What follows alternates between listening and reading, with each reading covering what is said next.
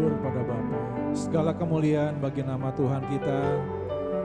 Mari umat Tuhan dimanapun berada, mari bersama-sama kita mengangkat pujian penyembahan yang terbaik buat Tuhan. Bahwasanya untuk selama-lamanya kasih setia Tuhan. Sekalipun Tuhan tak pernah janji langit selalu biru, tetapi Dia berjanji akan selalu menyertai setiap umatnya, setiap anak-anaknya yang bergantung harap kepada Dia. Terima kasih Tuhan, terima kasih.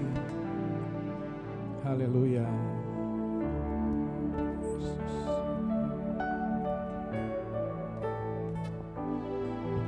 Tuhan tak pernah janji langit selalu biru, tetapi Dia berjanji selalu menyertai. Tuhan tak pernah janji jalan selalu rata, tetapi Dia berjanji berikan kekuatan. Jangan pernah menyerah, jangan berputus asa. Mujizat Tuhan ada saat hati menyembah. Jangan pernah menyerah, jangan berputus asa. Mujizat Tuhan ada bagi yang setia dan percaya.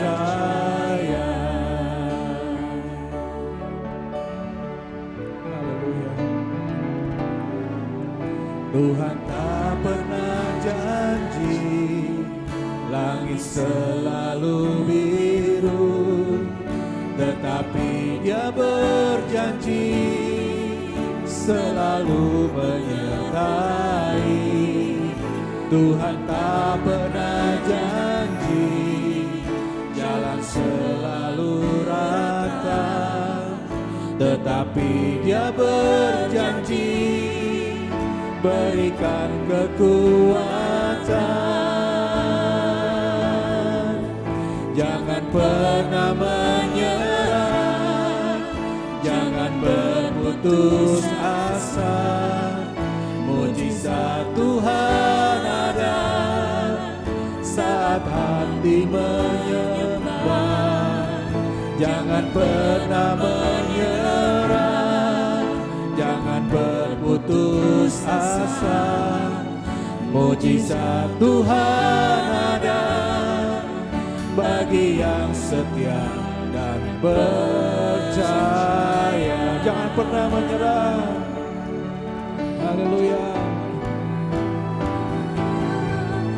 Jangan pernah menyerah, jangan berputus asa. Mujizat Tuhan ada saat hati menyembah. Jangan pernah menyerah, jangan berputus asa. Mujizat Tuhan ada bagi yang setia dan percaya.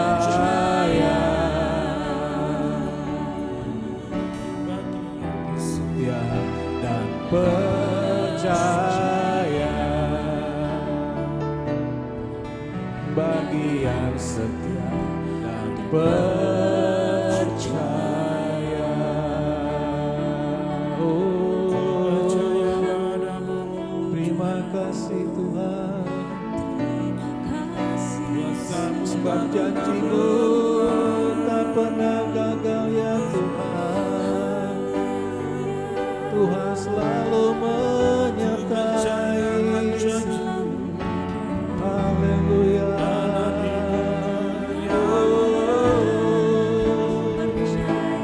Sekalipun Tuhan di dalam lembah kegelapan, Tuhan beserta kami. Kemanapun kami melangkah, Tuhan selalu menopang. Oh, terima kasih Tuhan.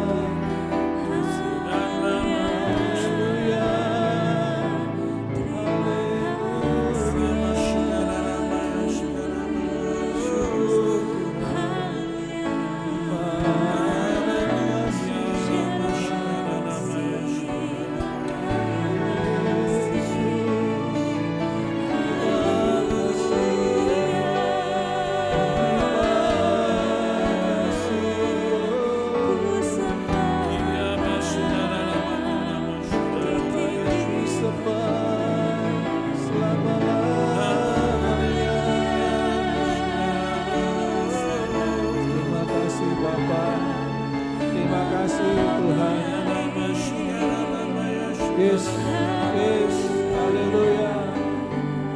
Terima kasih Tuhan. Terima kasih Bapa. Syukur. Oh, haleluya.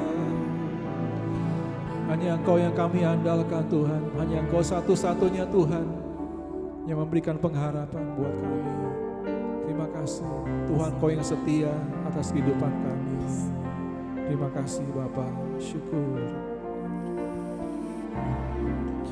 Engkau Tuhan yang setia, waktumu selalu yang terbaik. Engkau Tuhan sandaranku, dan ku hanya akan berharap padamu. Satu-satunya yang ku andalkan, satu-satunya yang ku percaya. Engkau sumber kekuatan, sumber pengharapan, sumber kedamaian. Satu-satunya yang ku andalkan, satu-satunya yang ku percaya. Engkau Tuhan memberkati, Tuhan penyembuhku, Tuhan pemulihku. Sebab Engkau Tuhan yang setia. Engkau Tuhan yang setia, waktumu selalu yang terbaik. Engkau Tuhan, Engkau Tuhan sandaranku, dan ku hanya akan berharap padamu. Satu-satunya yang ku andalkan, satu-satunya yang ku percaya. Engkau sumber kekuatan, sumber pengharapan, sumber kedamaian.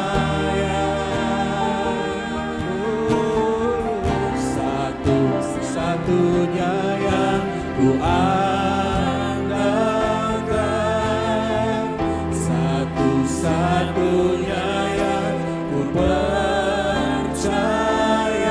Engkau Tuhan, Engkau Tuhan memberkati, Tuhan penyembuhku, Tuhan pemulihku. satu-satunya,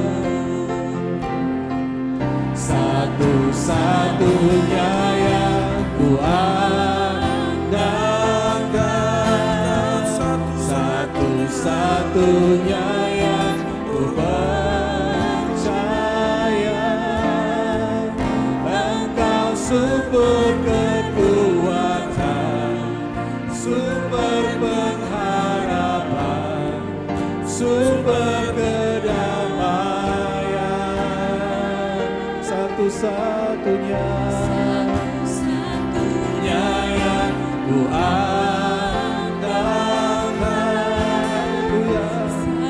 satu-satunya yang ku percaya. Engkau Tuhan memberkati, Tuhan penyembuhku, Tuhan pemulihku. Engkau Tuhan,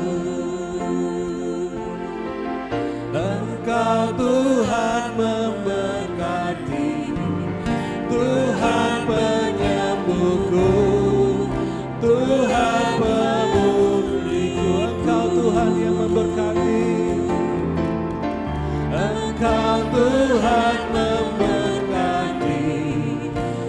Tuhan penyembuhku, Tuhan pemulihku.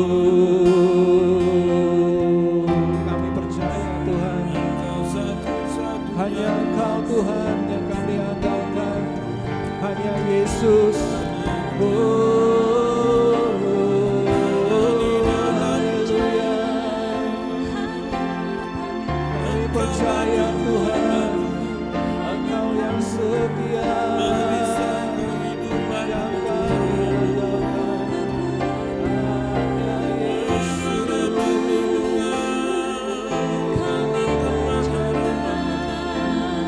Sebab Engkau memberkati, Engkau yang pulihkan, Engkau yang sembuhkan. Kami percaya, haleluya. Tiada mustahil bagimu Tuhan. Kami percaya, terima kasih. Engkau yang memberkati, Engkau yang memulihkan Tuhan.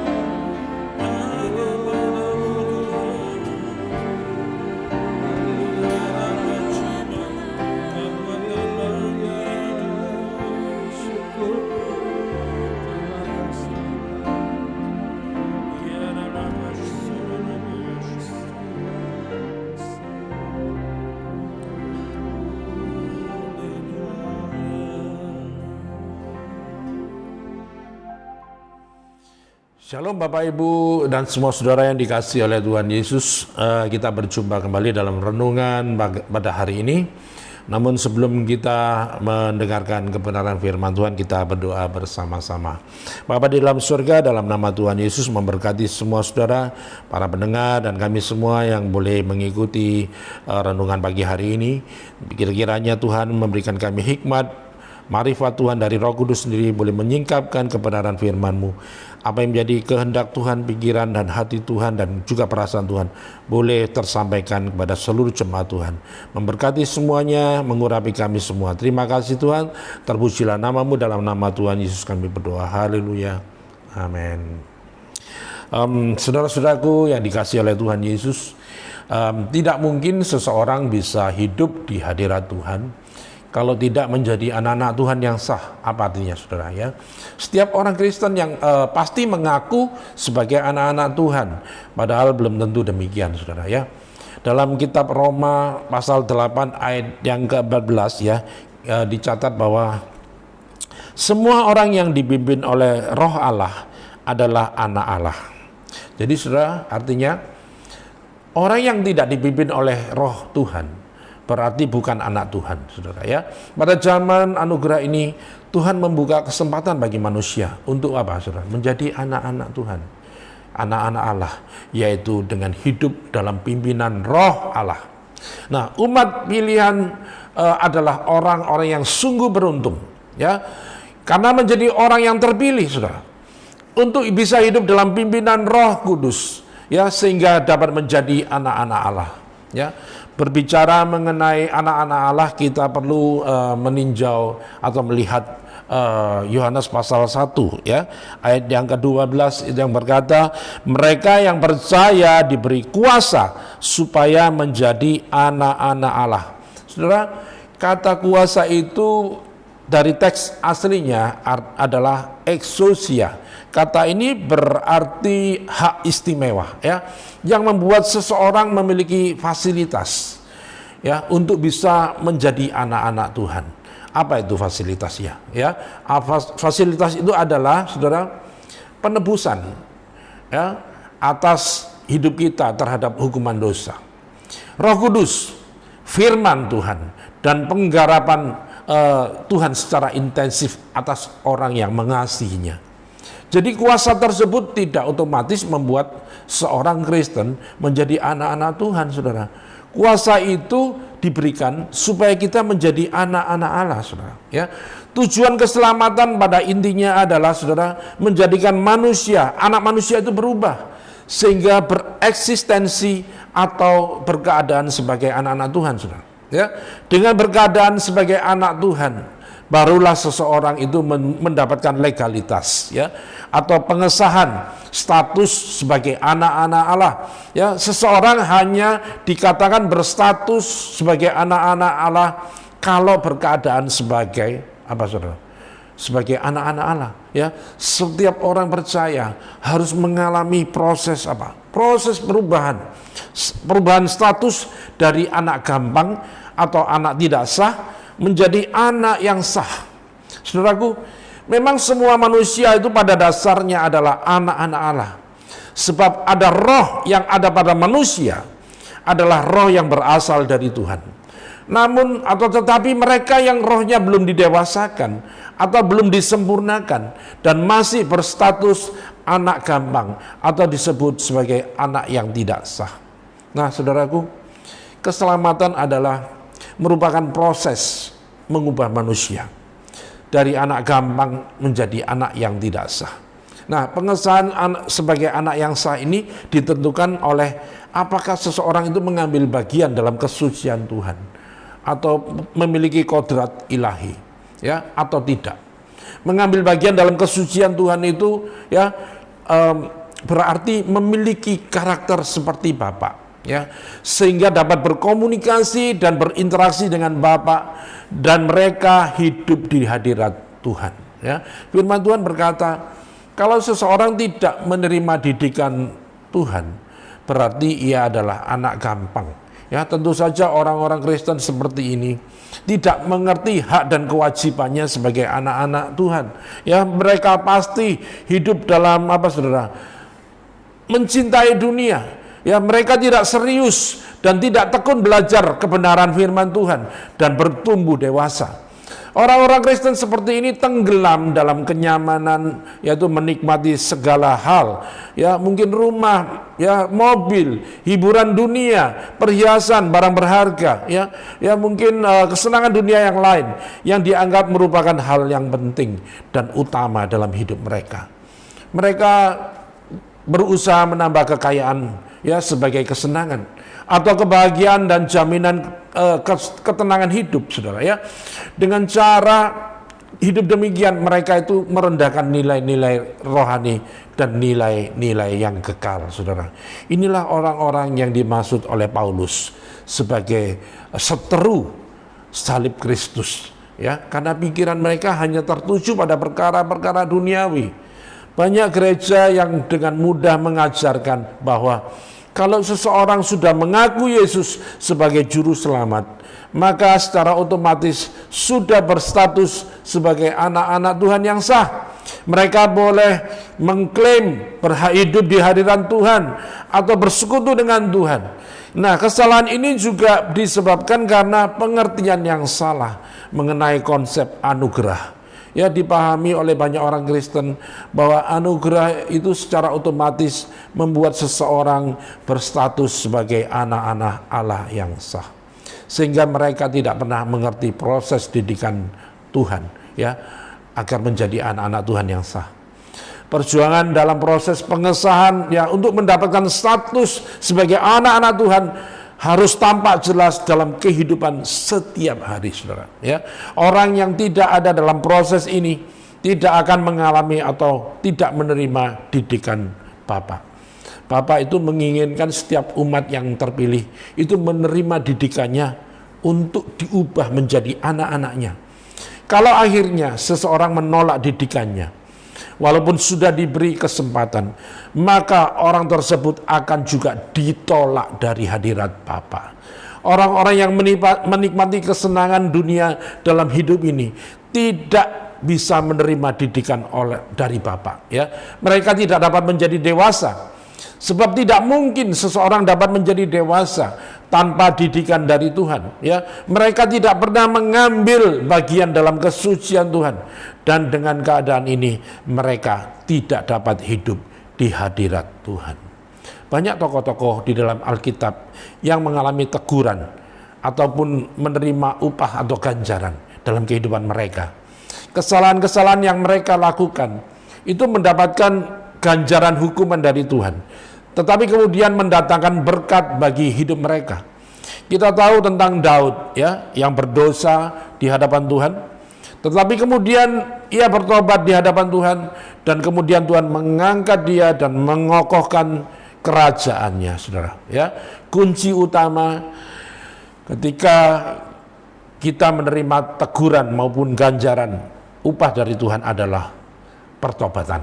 Ya, pengakuan bahwa diri kita telah melakukan kesalahan atau dosa di hadapan Tuhan akan membawa kita kepada berkat-berkat yang telah Tuhan sediakan bagi saudara dan saya. Mari kita senantiasa mengkoreksi diri kita sendiri. Apapun masalah dan pencobaan maupun kelemahan yang sedang kita alami, Tuhan mempunyai maksud dalam segala masalah atau persoalan yang saudara saya alami. Mari kita bertobat di hadapan Tuhan dan menerima didikan dari Tuhan, sehingga kita dapat berubah dan bertumbuh ke arah kebenaran. Berbahagia dan bersukacitalah oleh karena didikan Tuhan. Ini berarti bahwa Tuhan menganggap kita sebagai anaknya yang Dia kasihi. Haleluya. Di sebagai ayat penutup, saudara, mari kita membaca di dalam kitab Ayub pasal 5 ayat yang 17 dan 18 yang berkata, sesungguhnya berbahagialah manusia yang ditegur Tuhan, sebab itu janganlah engkau menolak didikan yang maha kuasa, karena dialah yang melukai tetapi juga membebat, dia yang memukuli tetapi yang tangannya menyembuhkan pula. Amin. Mari kita sama-sama berdoa, kita mengucap syukur kepada Tuhan. Bapa kami yang ada di surga, di dalam nama Tuhan Yesus, kami mau selalu mengucap syukur buat kebenaran firman-Mu yang Tuhan nyatakan dalam kehidupan kami. Biarlah setiap kami mau berjalan dalam rancangan Tuhan seperti yang Tuhan kehendaki. Kami tetap percaya bahwa Tuhan selalu menyingkapkan mata rohani kami dengan pengertian dan hikmat Tuhan yang memimpin hidup kami semua, agar dapat berjalan dalam kehendak dan rencana Tuhan, agar kehidupan kami selalu berkenan di hadapan-Mu dan selalu menyukakan hati-Mu, ya Tuhan. Mari kita mengucap syukur, kita juga berdoa bersyafaat untuk memberkati bangsa dan negara kami. Tuhan, curahkan berkat-Mu, memberkati pemerintahan bangsa dan negara Indonesia yang tercinta ini dengan berkat, damai sejahtera dan yang melimpah, di mana ada keamanan juga di seluruh pelosok negeri kami ini Tuhan. Tuhan memberkati para pemimpin kami, mulai dari Bapak Presiden, Wakil Presiden, dan seluruh jajaran pemerintah, dari yang paling atas sampai paling rendah. Tuhan memberkati pimpinan dan seluruh anggota TNI dan Polri. Mereka semua diberi kekuatan untuk menjaga keamanan negeri Indonesia tercinta. Semuanya diberi kemampuan dan kekuatan dari Tuhan untuk menjalankan kewajiban dan tugas-tugas mereka untuk mensejahterakan seluruh rakyat Indonesia. Tuhan Yesus, berkati semua masyarakat dan orang-orang yang terpapar virus corona yang saat ini mereka terbaring di rumah sakit. Tuhan, belas kasihan-Mu menjamah, menyembuhkan dan memulihkan keadaan mereka. Tuhan juga melawat seluruh tenaga medis, dokter dan para perawat, diberikan kekuatan dan kesehatan yang prima sehingga mereka dapat menolong semua pasien yang menderita. Tuhan, kesembuhan dan pemulihan terjadi atas mereka di dalam nama Tuhan Yesus Kristus. Terima kasih Bapa. Tuhan Yesus memberkati mereka semua yang berbeban berat, yang putus asa, ketakutan, kekhawatiran yang melanda mereka semua akibat dampak pandemi. Tuhan sanggup menolong dan memulihkan dan memberkati kami semuanya. Saat menghadapi keputusasaan, biarlah semua boleh berseru dan meminta pertolongan dari Tuhan. Dan semua orang boleh melihat kuasa Tuhan bekerja memulihkan keadaan negeri dan seluruh masyarakat Indonesia. Diberkatilah bangsa dan negara kami yang tercinta. Terima kasih Bapa. Kami mengucap syukur perlindungan-Mu atas kehidupan kami. Kami percaya Engkau sendiri memberikan kekuatan, sukacita, damai sejahtera di dalam hati kami. Terima kasih Bapa. Terpujilah nama Tuhan. Mari kita bersama-sama berdoa Bapa kami. Bapa kami yang di surga, dikuduskanlah namamu, datanglah kerajaanmu, jadilah kehendak-mu di bumi seperti di surga. Berikanlah kami pada hari ini makanan kami yang secukupnya, dan ampunilah kami akan kesalahan kami, seperti kami juga mengampuni orang yang bersalah kepada kami. Dan janganlah membawa kami dalam pencobaan, tetapi lepaskanlah kami daripada yang jahat. Karena Engkaulah yang mempunyai kerajaan dan kuasa dan kemuliaan sampai selama-lamanya. Amin. Tuhan Yesus memberkati saudara semuanya. Selamat beraktivitas. God bless you.